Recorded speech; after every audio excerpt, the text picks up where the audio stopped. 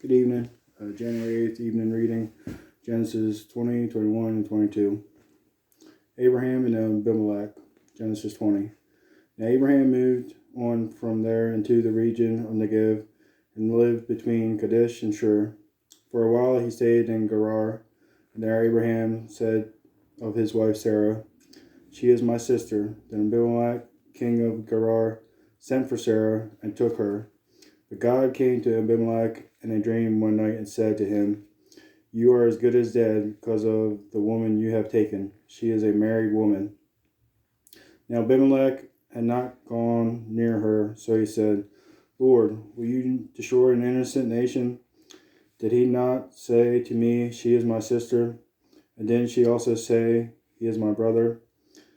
I have done this with a clear conscience and clear hands." Then God said to him in the dream, "Yes, I know you did this with a clear conscience, and so I have kept you from sinning against me.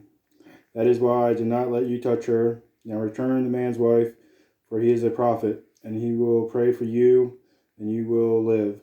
But if you do not return her, you may be sure that you and all who belong to you will die."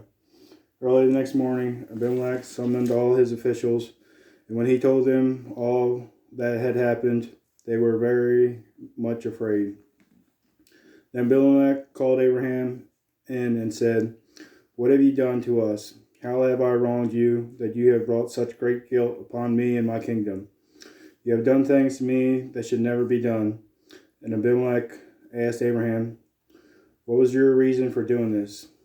Abraham replied, "I said to myself, there is surely no fear of God in this place, and they will kill me because of my wife. Besides, she really is my sister, the daughter of my father, though not of my mother, and she became my wife. And when God had me wander from my father's household, I said to her, 'This is how you can show your love to me. Everywhere we go, say to me, he is my brother.' Then Abimelech brought sheep and cattle and male and female slaves and gave them to Abraham. And he returned Sarah his wife to him. And Abimelech said, 'My land is before you, live wherever you like.' To Sarah he said, 'I am giving your brother 1,000 shekels of silver. This is to cover the offense against you before all who are with you. You are completely vindicated.' Then Abraham prayed to God, and God healed Abimelech, his wife, and his female slaves, so they could have children again. For the Lord had kept all the women in Abimelech's household from conceiving because of Abraham's wife Sarah. The birth of Isaac, Genesis 21. Now the Lord was gracious to Sarah as he had said, and the Lord did for Sarah what he had promised. Sarah became pregnant and bore a son to Abraham in his old age, at the very time God had promised him. Abraham gave the name Isaac to the son Sarah bore him. When the son Isaac was 8 days old, Abraham circumcised him as God commanded him.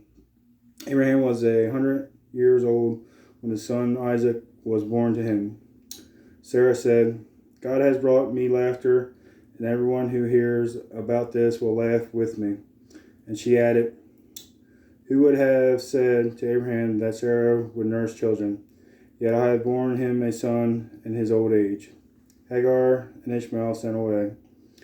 The child grew and was weaned, and on the day Isaac was weaned, Abraham held a great feast. But Sarah saw that the son whom Hagar the Egyptian had borne to Abraham was mocking. And she said to Abraham, "Get rid of that slave woman and her son, for that woman's son will never share in the inheritance with my son Isaac." The matter distressed Abraham greatly, because it concerned his son. But God said to him, "Do not be so distressed about the boy and your slave woman. Listen to whatever Sarah tells you, because it is through Isaac that your offspring will be reckoned. I will make the son of the slave into a nation also, because he is of your offspring." Early the next morning, Abraham took some food and a skin of water and gave them to Hagar. He set them on her shoulders, and then sent off her with the boy. She went on her way and wandered in the desert of Beersheba. When the water in the skin was gone, she put the boy under one of the bushes. Then she went off and sat down about a bow shot away, for she thought, I cannot watch the boy die. And as she sat there, she began to sob. God heard the boy crying, and the angel of God called to Hagar from heaven and said to her, What is the matter, Hagar? Do not be afraid. God has heard the boy crying as he lies there. Lift the boy up and take him by the hand, for I will make him into a great nation. Then God opened her eyes, and she saw a well of water. So she went and filled the skin with water and gave the boy a drink. God was with the boy as he grew up. He lived in the desert and became an archer. While he was living in the desert of Paran, his mother got a wife for him from Egypt. The Treaty at Beersheba. At that time, Abimelech and Phicol, the commander of his forces, said to Abraham, God is now with you in everything you do. Now swear to me here before God that you will not deal falsely with me or my children or my descendants. Show to me in the country where you now reside as a foreigner the same kindness I have shown to you. Abraham said, I swear it. Then Abraham complained to Abimelech about a well of water that Abimelech's servants had seized. But Abimelech said, I don't know who has done this. You did not tell me, and I heard about it only today. So Abraham brought sheep and cattle and gave them to Abimelech, and the two men made a treaty. Abraham set apart 7 ewe lambs from the flock, and Abimelech asked Abraham, What is the meaning of these 7 ewe lambs you have set apart by themselves? He replied, Accept these 7 lambs from my land as a witness that I dug this well. So this place was called Beersheba because of the 2 men swore an oath there. After the treaty had been made at Beersheba, Abimelech and Phicol, the commander of his forces, returned to the land of the Philistines. Abraham planted a tamarisk tree in Beersheba, and there he called on the name of the Lord, the eternal God. And Abraham stayed in the land of the Philistines for a long time. Abraham tested. Genesis 22. Sometime later, God tested Abraham. He said to him, Abraham, here I am, he replied. Then God said, Take your son, your only son, whom you love, Isaac, and go to the region of Moriah. Sacrifice him there as a burnt offering on a mountain. I will show you. Early the next morning, Abraham got up and loaded his donkey. He took with him 2 of his servants and his son Isaac. When he had cut enough wood for the burnt offering, he set out for the place God had told him about. On the 3rd day, Abraham looked up and he saw the place in the distance. He said to his servants, Stay here with the donkey, while I and the boy go over there. We will worship, and then we will come back to you.